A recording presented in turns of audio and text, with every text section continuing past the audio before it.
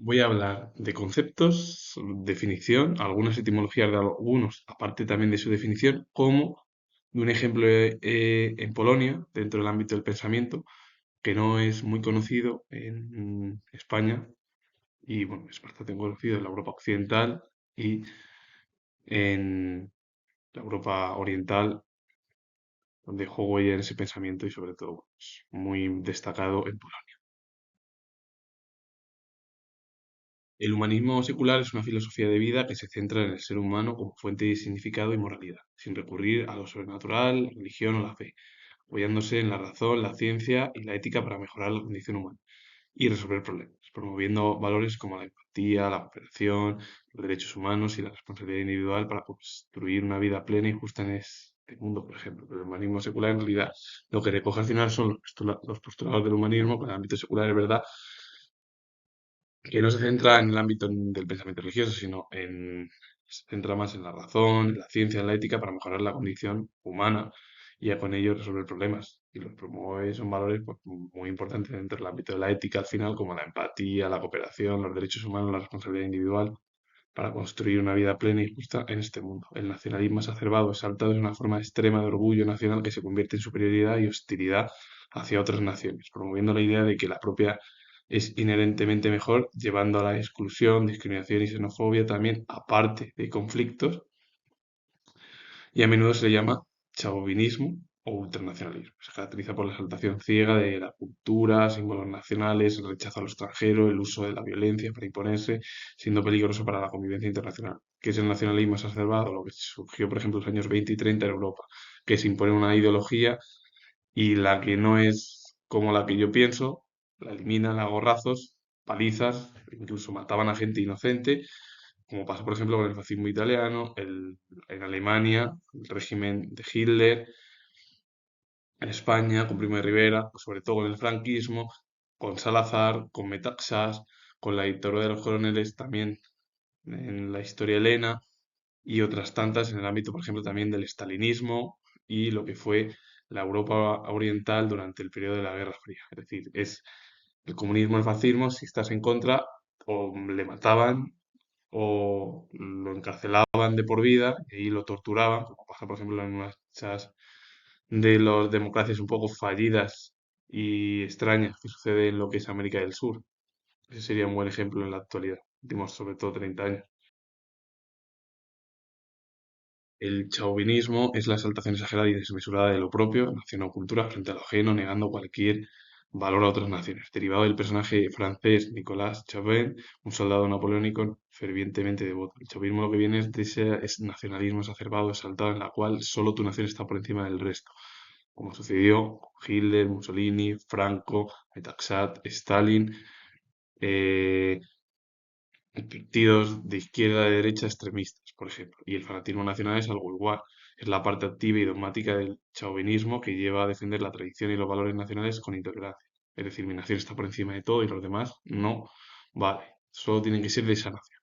Que eso lleva al final a discursos súper radicales y la juventud de hoy en día que está entre harta o muy harta, pues ya vota por votar en vez de tener a cabo una reflexión y llevarla también para comprender lo que es el problema político y el ámbito de las ciencias sociales. Porque claro, votar por votar o si votamos en vez de con la cabeza, con el estómago o con el hígado, por decir algún ejemplo, pues al final votamos por votar y no tiene mucho sentido. Entonces, por ello debemos de también reflexionar un poco la sociedad actual después de los últimos 30 o 25 años, porque parecemos a veces como que nos comportamos. Es verdad que el ser humano es irracional, pero deberíamos de ir poco a poco, paso, y decir, ¿qué es lo que me van a hacer? ¿Por mi bien, mal?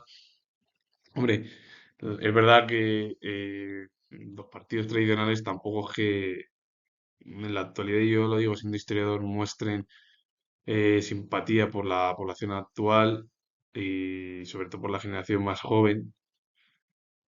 Y así es lo que pasa que la gente vota, pues, como he dicho, sin pensar o sin llevar a cabo la razón o el razonamiento. La ética humanista es una reflexión filosófica sobre la moral, buscando principios generales y justificación racional para la conducta humana. La ética humanista es cómo debemos de comportarnos nosotros y exponer la condición de cómo el ser humano se debe comportar las personas. La moral humanista es la práctica concreta de esos principios y valores en la vida diaria a través de normas y costumbres dentro de un grupo social, de que tú tienes que tener una ética y una moral con el objetivo de comportarte primero individualmente y después o más tarde colectivamente. Porque si te comportas bien de una manera o de otra, pues al final la estructura falla. Y falla al final la mente, que es el comportamiento. El conductismo es una corriente psicológica que se centra exclusivamente en el comportamiento observable, descartando los procesos mentales internos por no ser medibles. Se basa en que la conducta se adquiere mediante el aprendizaje y el condicionamiento. La etimología proviene del latín de conducta, que es acción de dirigir o guiar, del verbo conducere, que es reunir o llevar conjuntamente, más el sufijo griego ismo, que es al final, ismo es una corriente de doctrina, sistema, pero en sí el objetivo del conductismo es llevar a cabo una serie de estudios de cómo nos comportamos nosotros, o lo observa un especialista, no en lo interno, sino en lo que se ve de fuera, cómo se comporta. Por ello, a partir de ahí, lo que hace el propio especialista en el ámbito de la psicología, la psiquiatría y el psicoanálisis y la pedagogía es también llevar a cabo cómo debe aprender la persona, cómo debe aprender el paciente, qué aprendizaje tiene que tener, qué condicionamiento.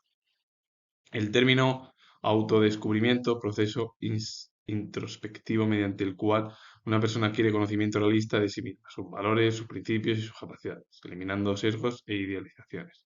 Es considerado un viaje personal para definir la identidad propia. La etimología del término autodescubrimiento, formada por auto, uno mismo, que es del griego, y descubrimiento, derivado del latín, discoperire, quitar la cubierta o revelar lo oculto. Eso es el autodescubrimiento, es autodescubrirse a uno mismo con el objetivo de comprenderse a uno mismo primero para que luego el resto te puedan comprender. La autorrealización es el logro máximo de las aspiraciones personales y el desarrollo del propio potencial. En psicología humanista, figuras como Abraham Maslow, bueno, que voy a hablar además de la psicología humanista, por cierto, la sitúan en la cúspide de las necesidades humanas. Su etimología proviene del griego y se compone del prefijo auto, que es por sí mismo, y el sustantivo realización, que proviene del latín realis, que es verdadero real, y el sufijo opción, que es acción fe. Pero el término autorrealización es lograr el máximo de aspiraciones individuales que sean personales y el desarrollo del propio potencial. Abraham Maslow lo habló en la psicología humanista y lo explicó. Hay una cúspide que la autorrealización es la cúspide de ese pensamiento psicológico. La psicología infantil es la rama que se centra en el estudio del comportamiento, el desarrollo y procesos mentales desde el nacimiento hasta la adolescencia. Los psicólogos infantiles se encargan de ver cómo los niños van procesando desde que nacen, o bueno, desde que nacen en realidad, desde que son críos, hasta hasta su adolescencia, por ejemplo. La psicología adulta se ocupa ya de la mente y el comportamiento del individuo ya desarrollado, abordando desafíos de la vida adulta. El otro no, el otro de un niño cuando va al psicólogo tiene que tener una serie de pautas, pero no para desarrollar, sino para el desarrollo, por ejemplo, de los estudios. En cambio, el adulto tiene que tener una serie de pautas por parte del especialista para poder desenvolverse en su vida.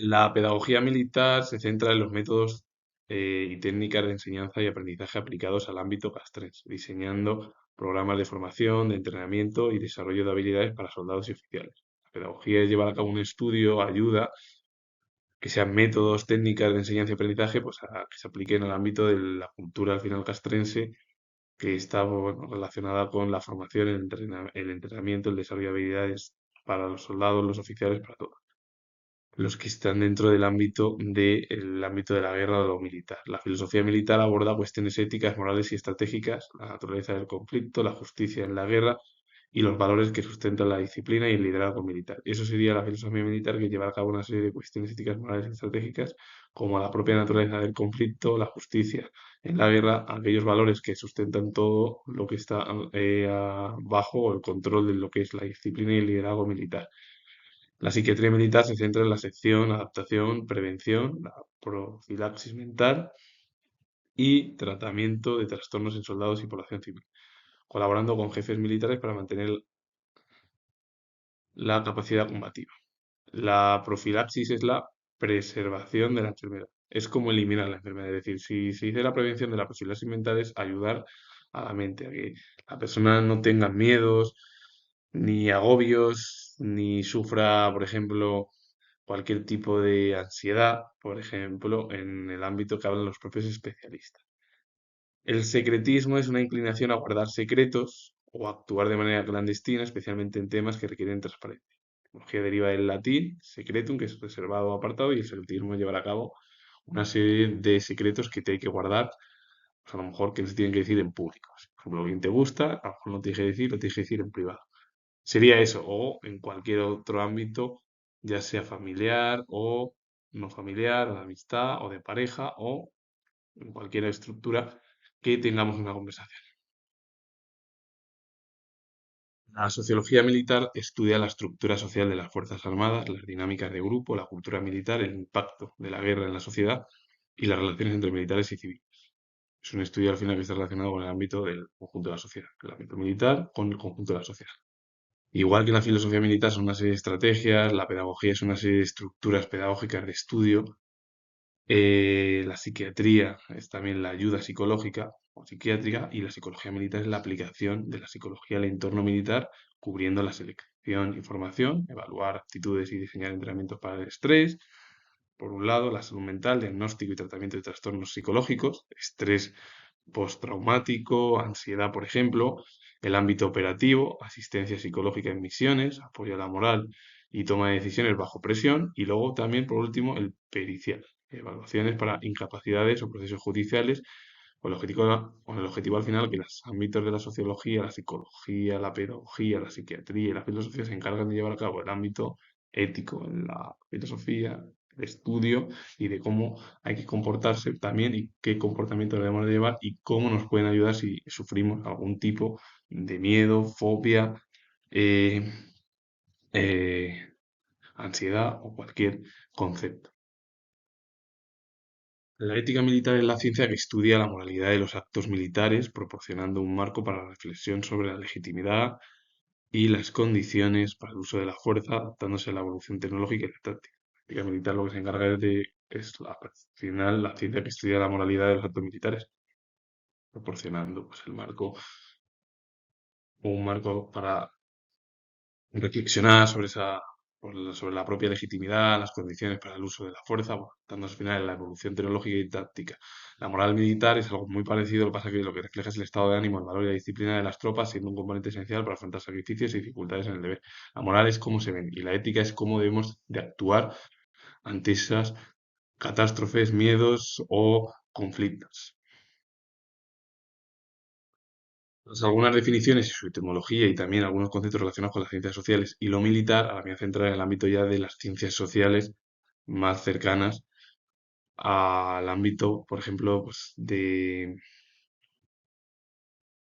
las estructuras, bueno, las estructuras sociales y de los propios estudios sociales. La sociología humanista es un enfoque sociológico que ve a los individuos como actores libres y responsables, no determinados por leyes sociales, enfocándose en valores, significados y la búsqueda de la autorrealización humana para transformar la sociedad hacia la justicia y el crecimiento personal, rechazando el positivismo y el determinismo rígido. Se centra en la experiencia humana concreta, la autonomía del sujeto y la construcción de una realidad social positiva, promoviendo la mejora de la humanidad sobre el status quo. Y destacó en este ámbito el filósofo polaco Florian Naśniewski, que dejó huella además en el pensamiento de Europa y sobre todo en su país. La sociología humanista en realidad es llevar a cabo un estudio sociológico en el cual el ser humano está por encima de todo, pero es centrarse en el ser humano. Y el ser humano es libre de decidir lo que quiere, a través de los valores, significados y búsqueda de su propia autorrealización personal. Con el objetivo de siempre construir todo relacionado con lo humano. Una apología es un discurso escrito para justificar, alabar o ensalzar a alguien o algo, ejemplo, pues una apología de la ciencia. Y su etimología proviene del griego antiguo, que es apología, que combina el prefijo apo, que es lo que indica es aparte o lejos, más logo, que sería discurso razón, y el sufijo ia, que indica cualidad. Pues la apología en realidad lleva a cabo un discurso escrito en el cual se alaba a una persona o a cualquier persona o a cualquier objeto. Entonces, hablando del filósofo polaco, voy a definir dos conceptos. La sociología académica, que es la disciplina científica que estudia la sociedad, las interacciones humanas, las estructuras sociales y el cambio social, formando profesionales para analizar problemas, diseñar políticas y comprender dinámicas culturales mediante métodos rigurosos. ya sean cuantitativos y cualitativos. Se caracteriza por su capacidad crítica para generar marcos explicativos de los fenómenos sociales, desde movimientos sociales hasta instituciones, buscando contribuir al bienestar social a través de la investigación y la intervención, consolidándose como ciencia madura en el ámbito universitario. Y la teología académica estudia la religión, la fe y la espiritualidad desde una perspectiva crítica y académica, proporcionando una dimensión trascendente al estudio del ser humano. La sociología académica lo que lleva a cabo es una serie de críticas explicativas, en la cual lo que hacen los propios docentes a los alumnos es que sean críticos con la propia sociedad para que en el futuro, si quieren llevar a cabo una serie de cosas críticas y realizar sus propias ideas, tengan en cuenta cómo deben de diseñar el ámbito académico en el pensamiento, por ejemplo. Florian Snaniek fue filósofo y sociólogo polaco, desempeñó su vida laboral en Polonia y también en Estados Unidos, fue una figura importante en la historia de la sociología polaca y estadounidense, fundador de la sociología académica en Polonia y de una escuela de pensamiento en sociología. Un hombre que dejó mucha importancia en el pensamiento eh, de la sociología polaca y filosofía. La teleología humanista, no confundir con la teología humanista. La teleología humanista combina la teleología, que es la doctrina de los fines y propósitos, con perspectiva centrada en el ser humano, postulando que la existencia y las acciones humanas tienen un sentido inherente o se dirigen hacia fines que dignifican la vida, la autonomía y el desarrollo pleno del individuo, enfocándose en la autorrealización, la ética personal y la búsqueda de una vida significativa, a menudo en contraste con visiones puramente mecánicas o divinas del propósito. Es decir, el ser humano no está relacionado como si fuera un robot, sino que el ser humano tiene sentimientos, tiene movimiento, sabe moverse y tiene que tener una serie de estructuras en su mente para buscarse la vida como él quiere y lo que más le guste, por ejemplo. No es como un robot. Un robot está programado así y la forma es el robot hace esto y ya está. Al final la programación la hace el ser humano. Platón y Aristóteles, que fueron los principales destacados de esta corriente, dejaron huella en ese pensamiento ya de la antigüedad. Como que el ser humano tiene sentimientos, tiene memoria, tiene, pues eso, amor, por ejemplo, no es un robot. Una persona al final tiene su forma de pensar, su propia ideología. Y luego cada uno tenemos una manera de amar o de querer o de dar saludos y somos diferentes. Porque si fuéramos todos iguales, como los robots, sería un pelmazo y un aburrimiento para una sociedad que puede ver y puede haber diversidad entre las personas, que es al final lo que es algo que ayuda a que haya diversidad, por ejemplo. La pedagogía humanista es un modelo educativo centrado en la persona que busca el desarrollo integral del estudiante, cognitivo, emocional, social y ético, y su autorrealización, promoviendo la autonomía, la creatividad, el pensamiento crítico y el aprendizaje significativo en un ambiente de respeto y empatía. Eso está claro, donde el docente actúa como facilitador de experiencias.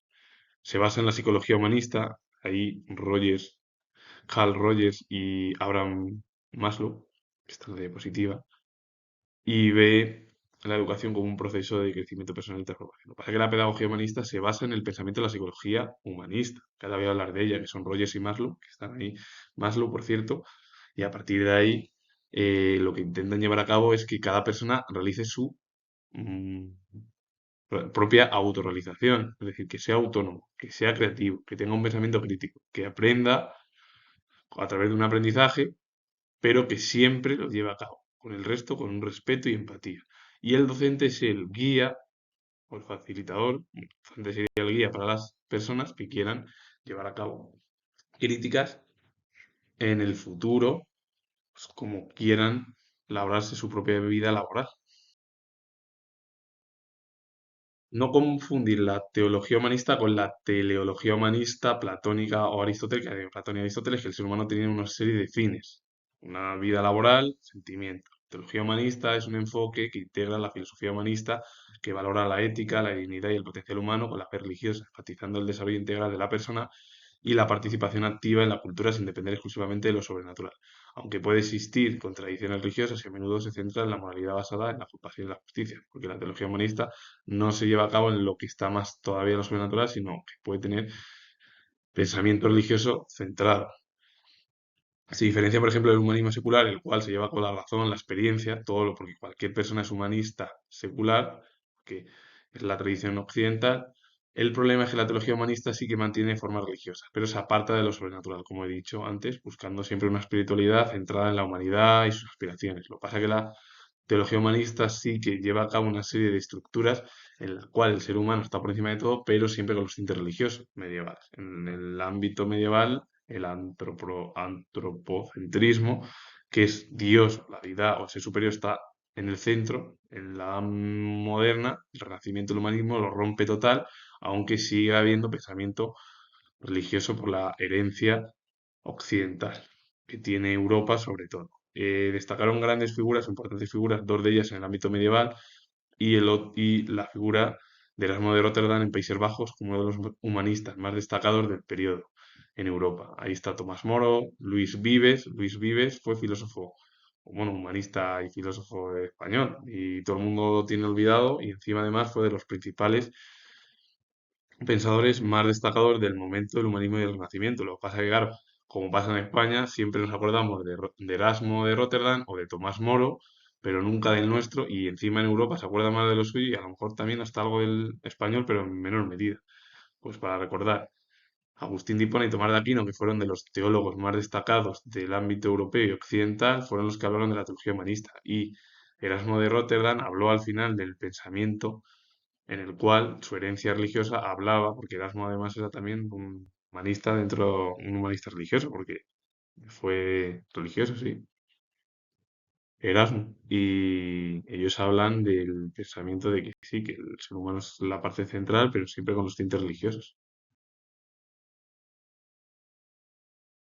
El humanismo cristiano busca integrar la fe cristiana con los valores humanistas, como se ven figuras destacadas como C.S. Lewis y J.R.R. Tolkien, manteniendo una visión bíblica del hombre.